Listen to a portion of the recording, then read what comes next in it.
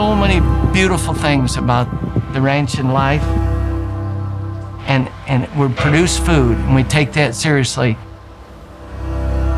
Folks don't know about it, but it's out here. And I think that's why this industry has survived and will keep surviving, because we're doing things right. Stewardship is often thought of as water conservation, air quality, right? And we look at stewardship in this family, on this ranch, not just of the water and the air, but the livestock, right? How we care for them. There's a science to it in a lot of ranches, and we ourselves really take pride in how we handle our cattle. We look at every interaction we have with that cow or a bull or a calf or a steer that it's a positive one from their perspective. And that changes things. And it's not just keeping them comfortable from the elements or keeping them well-fed or healthy, but actually our interaction with them can either increase stress or remove the stress. You know, I know that steer in front of me is going to be on someone's table before long. And everything I do to that steer is going to impact the nutrition and the quality and the eating experience they have. And so I'm going to do right by that old cow, that steer, to do right by that person in LA that decides to grill steaks, you know? And no one's going to know that I did it. But I know, right? And I'm speaking for ranchers all across this country. A steward is someone who takes good care of those blessings that were God-given, right? The air, the water, the landscape, the animals, my wife, my kids, my banker, the person that owns the grocery store, the fellow that runs the feed store. Am I being a good steward of them, right? Am I honoring that relationship, that trust that we have? I spend most of the day without cell service, and for the most part, I'm just hearing the sounds around me of Mother Nature and the cattle. The distractions are not there. You can do a lot of thinking. You really can. I can rehearse how things went in the morning when I left the house and think about how do I need to be a little better when I come in that night, when I bust through the back door and greet my kids. I'm fortunate and blessed that my wife and I are on the same page. We see what life on a ranch can offer a family. We see the qualities, we see the value that it can bring to a family, and where you raise your kids and where you conduct your business and where you recreate. I mean, it's all right there on that ranch, and it provides so much of all those elements. And probably most especially and most importantly, what it does for our kids. You know, I've always told my kids, you don't have to leave here someday and get an education and come back here and ranch, but you can leave here with all the attributes this ranch provided for you. The hard work and the loyalty and the dedication and the prayer life and not quit until the job is done, and all those things that is just provided for us here whether we want it or not. As we say, never miss a good chance to disappoint, you know? If those kids have to endure a little hardship that's this big, it's gonna get them ready for the bigger hardships, right?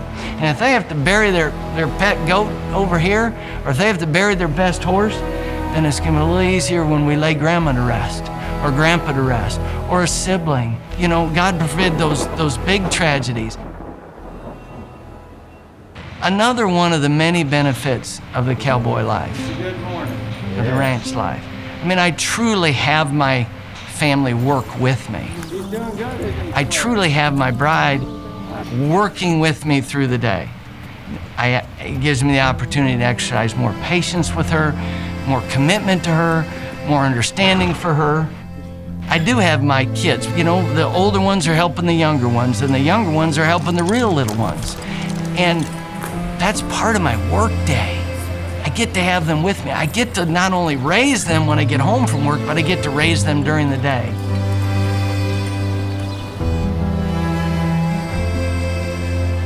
And if you think about, I spend, other than a son or daughter or my wife with me, or I've got a good hired man, other than being with them throughout the day, oftentimes I'm alone.